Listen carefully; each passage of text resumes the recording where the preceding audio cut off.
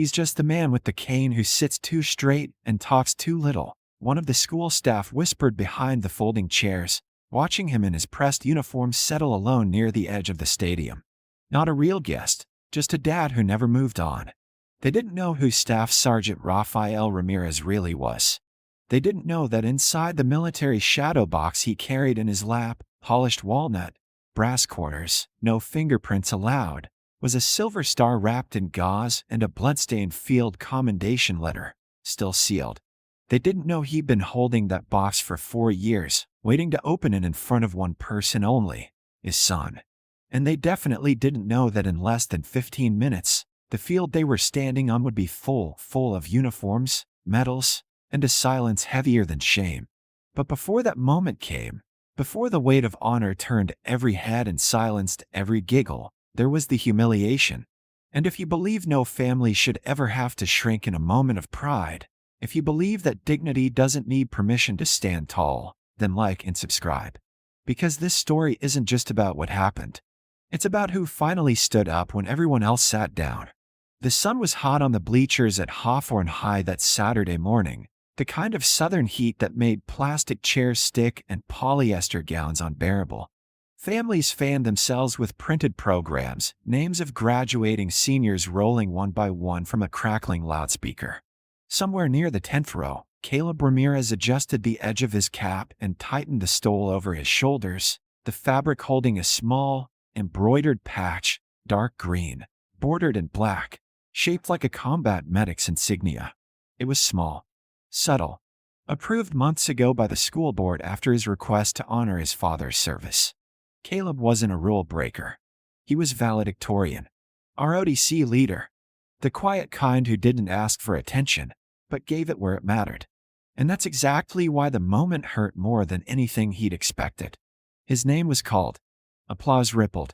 He stepped up, shook the assistant principal's hand, and turned toward Principal Dana Keller, a woman known more for her rules than her heart. She didn't shake his hand. Instead, she held the mic like a gavel. "Let's remember," she said, voice sharp, "that this ceremony is about academic achievement, not personal statements or symbols that distract from that." Her eyes didn't leave Caleb's shoulder. The auditorium murmured. Someone clapped. Someone gasped. Caleb just stood there, smile frozen, diploma in hand. And in the stands, Staff Sergeant Rafael Ramirez, dressed in a full Marine dress uniform, deep olive jacket taut across still broad shoulders, left pant leg pressed neatly above a titanium knee, campaign ribbons perfectly aligned, lowered his eyes. He didn't stand, didn't shout, just sat there, with one hand on the armrest and the other resting on that heavy shadow box, the sun glinting off the etched glass. Those sitting nearby shifted awkwardly, unsure whether to look at him or away. Principal Keller moved on. Next name. Next handshake. Caleb walked off the stage, head high, but his hands trembling slightly. Later, he would sit under the stadium, away from cameras, blinking too fast to be okay. Raphael found him there, knelt stiffly, and placed the box in his son's lap. "I was going to wait until dinner," he said, voice steady, "but maybe you need to see it now." Inside the box, beneath the faded flag triangle, were medals, letters, and a folded paper signed by a general, praising the rescue of 12 men under mortar fire. But that wasn't the part Caleb stared at. It was the photo beneath it. His father, younger, dirted by smoke, cradling a wounded soldier in one arm while waving an extraction chopper in with the other. "This patch," Raphael said softly, tapping the insignia on Caleb's stole, "isn't about me. It's about the promise we make to stand up when others sit down." At that moment, a loud crack echoed in the distance. Not gunfire. Not thunder. Motorcycles. A lot of them. One of the ROTC seniors sprinted up to the bleachers. "Sir, the parking lot, it's filling up." Confused, Keller walked to the back exit of the stage. Her clipboard slipped from her fingers when she saw the entrance road. Rows of motorcycles, cars, and vans, all pulling up. Veterans. Legionnaires. Marines. Airmen. Soldiers. Retired and active. Dozens. Then 100. Then more. They came quietly, some in uniform, some with hats pinned with campaign pins, many with canes, prosthetics, scars. They weren't there to riot. They didn't chant. They just walked through the grass, between the chairs, to the base of the stage. And then they saluted, not Keller, not the school, not the stage, but Caleb, standing beside his father, now holding the box. For a moment, even the flag stopped flapping. That silence, the one that isn't absence, but presence, settled over every family, every student, every administrator who had just clapped for a diploma but had failed to honor what came before it. And that was only the beginning. It didn't start as a protest, it started as a ripple. A ripple that turned into a current that no one in that stadium could ignore. When the veterans arrived, there was no siren, no flag-waving spectacle, just quiet precision. The first one stepped through the gate like they were back on base, back straight, boots scuffing softly over the concrete, some carrying folded flags under one arm, others with their hands free, ready to salute. Staff Sergeant Rafael Ramirez stood beside his son now, box still cradled in his arm, as if it had finally found its proper place. Caleb had taken off the stole by then, not because of shame, but because of choice. He wanted them to see the patch now, not as a rebellion, but as a tribute. Principal Keller stood frozen near the stage steps, clipboard forgotten, lips tight, trying to decide whether to speak or retreat. But before she could move, Colonel Jonathan Delaney, retired but unmistakable in full-dress blues with 4 rows of ribbons and a presence that filled air before he spoke, stepped forward. "With respect, ma'am," he said without looking at her. "Eyes locked on Raphael, you've made your statement. Now let us make ours." And with a sharp pivot, he raised a hand and saluted. Every veteran behind him followed suit. In perfect unison. The sound of over 100 salutes slicing the air in silence was louder than any anthem. The stadium, once buzzing with post-ceremony chatter and the click of iPhones, went still.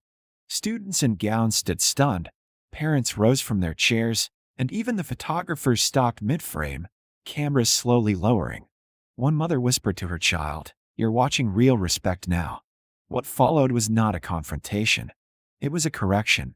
Slowly, the veterans lined the field, forming a human corridor down the center aisle.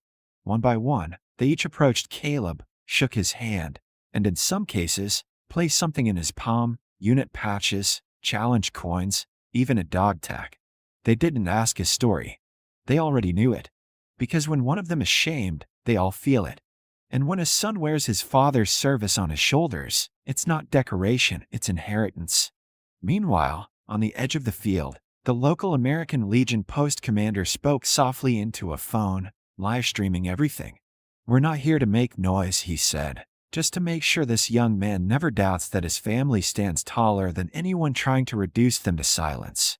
Backstage, Principal Keller frantically tapped at her phone, trying to downplay the incident, crafting statements that would never hold up under the growing weight of video clips already hitting the internet.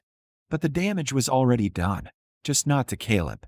Because in the hours that followed, the clips would spread across every major veteran group, reposted by Gold Star families, National Guard pages, even a retired general's verified account. And the caption that followed, again and again, read simply, "He didn't kneel. He didn't argue. He stood. And so we came." In the middle of it all, Caleb sat down on the bleachers next to his father, now surrounded by rows of people he'd never met but somehow knew. Raphael opened the box again, not as a statement, but as an invitation. One older Navy vet, trembling with Parkinson's, pointed at a medal inside. "I remember that one," he said softly. "Only 3 of us came back from that mission. Your dad was one of them." Caleb blinked, stunned. "You were there." The man smiled faintly. "Your father never told you?" "Figures. The best ones never brag." And that's when the shift really happened, not just among the veterans, but the students. One by one, Caleb's classmates stepped forward. Not all, but enough. Some still in gowns. One girl with honor cords around her neck removed them, draped them quietly over Caleb's shoulders. "For the weight you carried today," she said. Another classmate handed Raphael a program with his own signature on it. "Thank you for your service, sir. I didn't say it earlier." I should have. By then, Principal Keller had left the stage completely, ushered inside by a pale-faced vice principal who realized too late that whatever message they thought they were protecting had already collapsed. It wasn't about rules anymore. It was about legacy. As the sun began to dip, casting long shadows across the grass, Raphael stood again. Not to take the spotlight, but to pass it. He turned to Caleb. "You don't need a pass to prove anything," he said. "But you wore it anyway. That's courage." Caleb nodded, unable to speak. His hands, still full of challenge coins and folded notes, clenched tight around the one thing that mattered most, the small cloth insignia that had once been a stitch on a flak jacket, now sewn into something far heavier: identity. Behind them, the crowd began to clap, not in waves, but all at once, slow and unified. It wasn't for a speech. It wasn't for a performance. It was the kind of applause that comes not from agreement, but from awakening. The kind you give when you realize you almost missed something sacred standing right in front of you. The kind of applause that makes silence feel like regret. And that's when someone whispered it, a young cadet in the corner of the ROTC bleachers, barely audible at first. "Sergeant on deck." He stood, heels together. Then another voice. "Sergeant on deck." One by one, more voices. Students, parents, staff, veterans, until the entire field echoed with it. "Sergeant on deck." And for the first time that day, Rafael Ramirez nodded, not in pride, not in defiance, but in gratitude, because his son had stood tall when others bowed to protocol. And now, the world had stood with him. The ceremony never officially ended that day, not with a speech or a curtain call, but with something deeper, a shift in silence, as if the whole stadium had exhaled at once, then held its breath in reverence. By then, the school staff had retreated indoors, Principal Keller nowhere to be found, her neatly typed remarks left behind on the podium like relics from a time that no longer mattered. But out on that grass field, history was still unfolding. Rafael Ramirez stood not as a guest, not as a parent, but as a living thread in a fabric too many had tried to ignore. Around him, the crowd had grown, not louder, just larger. Veterans who hadn't set foot on that campus in decades now stood shoulder to shoulder, some with arms crossed over faded service jackets, others holding caps against their chests, their eyes fixed not on flags or principles, but on a boy who had dared to wear his father's legacy without asking permission. A school janitor slipped quietly from the maintenance hallway and joined the edge of the field, revealing beneath his work shirt a scarred arm with a faded Marine Corps tattoo. An elderly woman from the front row whispered something into her daughter's ear, then walked out onto the grass and handed Caleb a red poppy pin. "My father wore this in France," she said. "He'd want you to have it." Caleb stood beside his father, taller now somehow, the patch once questioned now centered on his chest like a badge of earned steel. His cap was gone, replaced by an old Marine cover that Raphael had taken from a shadow box, sun-bleached, sweat-stained, and heavy with memory. "I was saving this for when you got your commission," Raphael had said, handing it to him gently. "But I think you've already earned it." Caleb didn't speak. He just wore it, and that was enough. At the far end of the field, Colonel Delaney quietly stepped aside to allow someone else through, a man in civilian clothes, older, thin, with a tremor in his left leg. As he approached, a hush spread through the veterans' ranks. Raphael stiffened. "Is that?" he started, but didn't finish, because the man stopped just short of them and extended his hand with quiet dignity. "Sergeant Ramirez," he said, "I served under you. Echo Company, 03. You saved my leg and my life. I saw the live stream. Figured it was time I returned the favor." Caleb's eyes widened. "Wait, you were there?" "More than there," the man said with a small smile. "Your father carried me on his back through 2 miles of open terrain. He stitched me up using gear from a downed corpsman, then walked back to pull out 3 more. You know how we found him? Sitting under a tree, cracking jokes, like he hadn't just done the impossible." Raphael chuckled softly, embarrassed. "It was just my job. But the man shook his head. No, sir. It was legacy. And today, your boy showed he's carrying it. By then, local press had arrived, called by whispers from parents and texts from stunned students. But they didn't push in. They stayed back. Because something sacred was happening. This wasn't a scandal anymore. It was a reminder. A memory walking tall in real time. As cameras rolled from a distance, the veterans formed one final line. One long corridor, not for protest, but procession. Caleb and Raphael began walking through it, side by side. Salutes followed them like waves, one by one, solemn and steady, not choreographed, but deeply felt. On the other end of the field, the ROTC students had formed up into formation, chests out, eyes forward. As the Ramirez men passed, the student commander called, "Present!" Arms, and a line of young cadets, many barely old enough to enlist, snapped into salute. Not for rank, not for show, for respect. They finished their walk not on a stage, but at the flagpole. Raphael stopped and turned. Caleb followed suit. And together, they faced the crowd. Raphael raised his voice, not loud, but clear. "Thank you," he said. "Not just for us, but for choosing to see what too many pretend not to." Then he paused, looked at Caleb. "You want to say anything, son?" Caleb stepped forward. No mic, no speech, just his voice and the wind. "I wore the patch to honor my dad," he said. "But I stand here now to honor all of you. For reminding me that respect isn't handed out by authority, it's lived by action. Thank you for showing me what that looks like." Someone started clapping. Not loud at first, but it built, across the bleachers, across the veterans, across the students still holding their diplomas. Not because they were told to, but because they needed to mark this, to remember. That evening, as the sun dipped behind the stadium and people slowly returned to their cars, something else happened.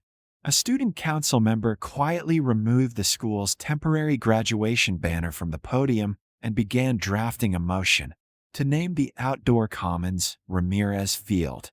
Not because of one moment, but because of everything that built up to it.